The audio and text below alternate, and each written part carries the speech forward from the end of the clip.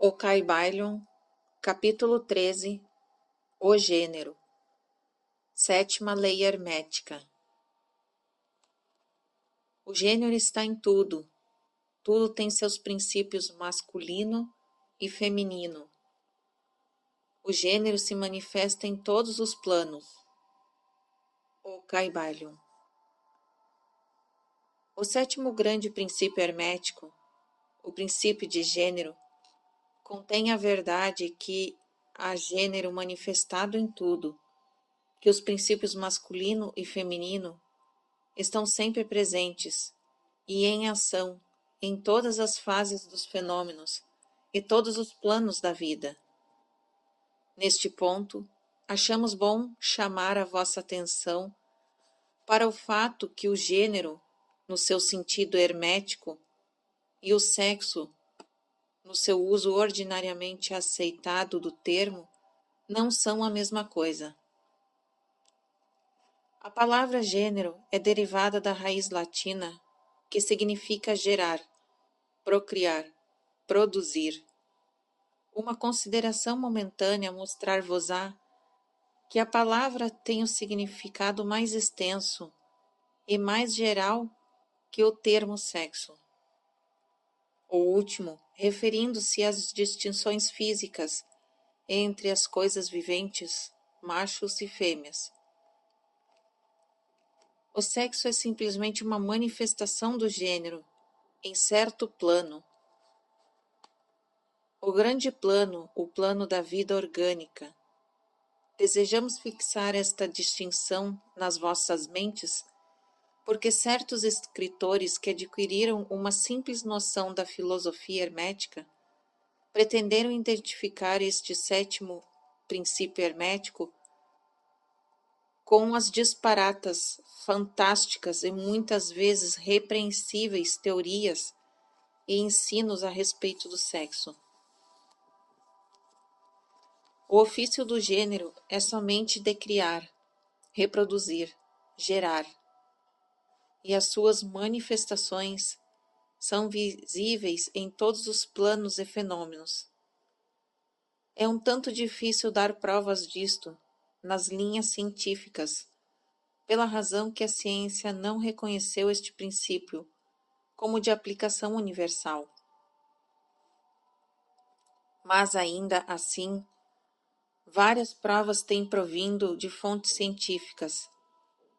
Em primeiro lugar, encontramos uma distinta manifestação do princípio de gênero entre os corpúsculos, íons ou elétrons, que constituem a base da matéria, como ciência conhece por último, e formando combinações que formam o átomo, que até pouco tempo era considerado como final e indivisível. A última palavra da ciência é que o átomo é composto de uma multidão de corpúsculos, elétrons ou íons, sendo aplicados vários nomes por autoridades diferentes, que giram uns ao redor dos outros e vibram num elevado grau de intensidade. Mas as explicações que seguem mostram que a formação do átomo é realmente devida ao agrupamento de corpúsculos negativos ao redor de um positivo, parecendo que os outros corpúsculos positivos exercem certa influência sobre os corpúsculos negativos, fazendo estes formarem certas combinações, e assim cria ou gera um átomo. Isto está em relação com os mais antigos preceitos herméticos, que sempre identificaram o princípio masculino de gênero com o polo positivo, ao feminino com o polo negativo da eletricidade. Agora, uma palavra a respeito desta identificação. A mente do público formou uma ideia inteiramente errônea a respeito das qualidades do chamado polo negativo da matéria magnetizada ou eletrizada. Os termos positivo ou negativo são, em verdade, erroneamente aplicados a este fenômeno pela ciência. A palavra positivo significa que tudo o que é real e forte, comparado com a negativa irrealidade e fraqueza. Nada é ulterior aos fatos reais dos fenômenos elétricos. O chamado polo negativo da bateria é realmente o polo no qual e pelo qual se manifesta a geração ou produção de novas formas de energia. Não há negativo ao redor dele. As maiores autoridades científicas agora usam a palavra catódico em lugar de negativo. Do polo catódico procedem a imensidade de elétrons ou corpúsculos. Do mesmo polo saem estes maravilhosos raios que revolucionaram as concepções científicas nos últimos 10 anos. O polo catódico é a mãe de todos os fenômenos estranhos que tornaram inúteis os velhos livros e que fizeram muitas teorias admitidas serem proscritas do programa de especulação científica. O polo catódico ou negativo é o princípio materno dos fenômenos elétricos e das formas mais sutis da matéria. Já é conhecido pela ciência. Assim, vedes que temos razão quando recusamos usar o termo negativo nas nossas considerações sobre o assunto, insistindo na substituição da palavra feminino pelo antigo termo. Os fatos da condição nos levam a isto, sem mesmo tomarmos em consideração os preceitos herméticos. E assim, usaremos a palavra feminino em lugar de negativo, falando deste polo de atividade. Os últimos ensinos científicos são que os corpúsculos criadores ou elétrons são femininos. A ciência diz que eles são compostos de eletricidade negativa, e nós dizemos que são compostos de energia feminina. Um corpúsculo feminino abandona um corpúsculo masculino e toma uma nova direção. Ele ativamente procura a união com um corpúsculo masculino, sendo incitado a isso pelo impulso natural de criar novas formas de matéria e energia. Um escritor costuma até empregar a frase: ele, a um dado tempo, procura sua própria volição, uma união. Deste destacamento e esta união formam a base da maior parte das atividades do mundo químico. Quando o corpúsculo feminino une-se a um corpúsculo masculino, começa um outro processo. As partículas femininas vibram rapidamente sob a influência de energia masculina e giram ao redor da última. O resultado é o nascimento de um novo átomo. Este novo átomo é realmente composto da união dos elétrons ou corpúsculos masculinos e femininos. Mas quando a união é formada, o átomo torna-se uma coisa separada, tendo certas propriedades, mas não são manifestando muito a propriedade da eletricidade dependente. O processo de destacamento ou separação dos elétrons femininos é chamado ionização.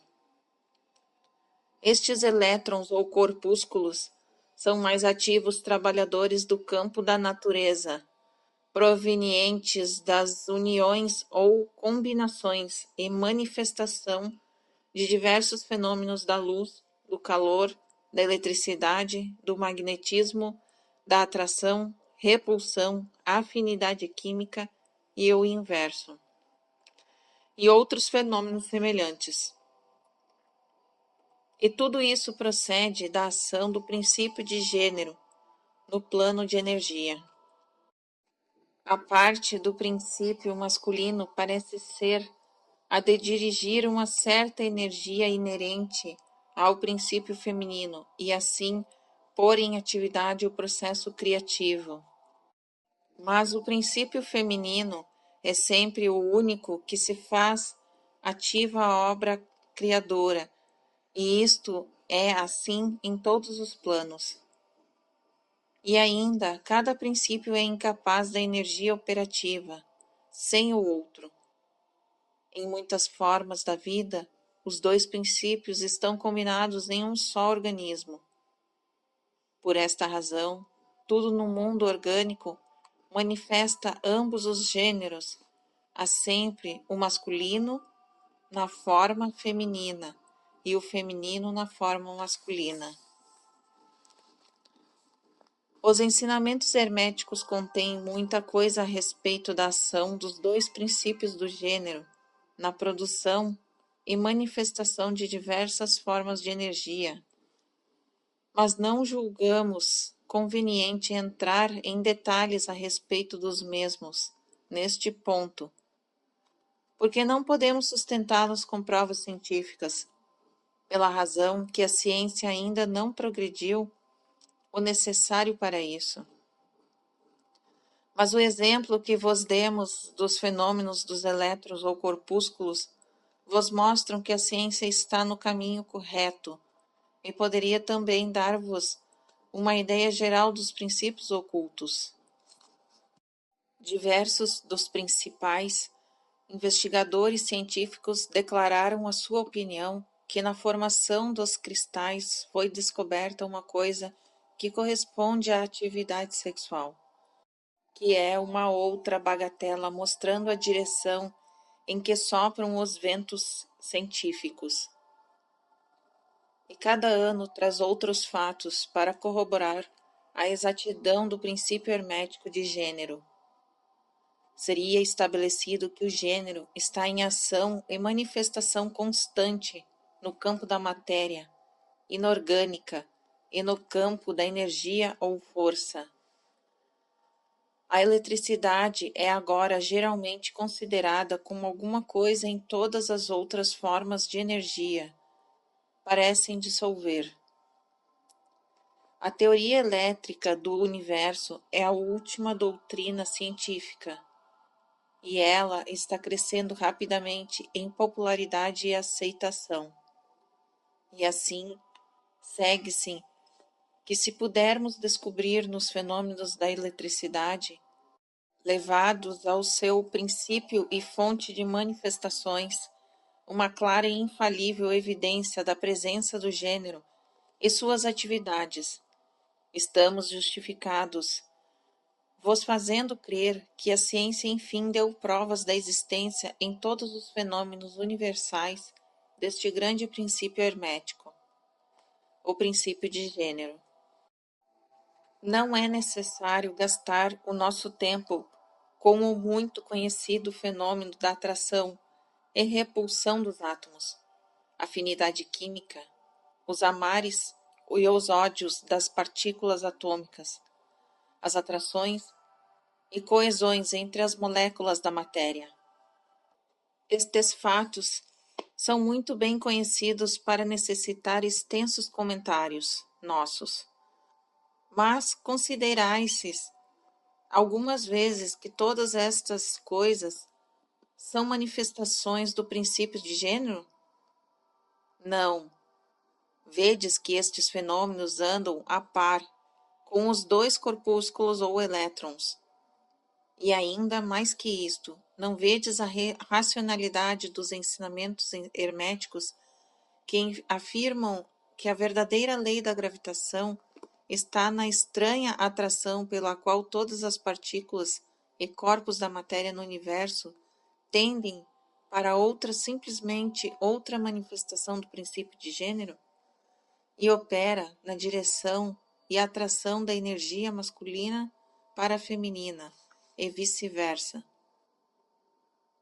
Não poderemos dar-vos provas científicas disto agora, mas vamos examinar os fenômenos à luz dos ensinamentos herméticos sobre o assunto, e veremos se não tereis uma útil hipótese que é oferecida pela ciência física. Submetei todos os fenômenos físicos ao texto, e vereis sempre as evidências do princípio de gênero. Permita-nos agora passarmos à consideração da ação do princípio no plano mental. Muitas ideias interessantes têm nele a sua examinação. Fim do capítulo 13.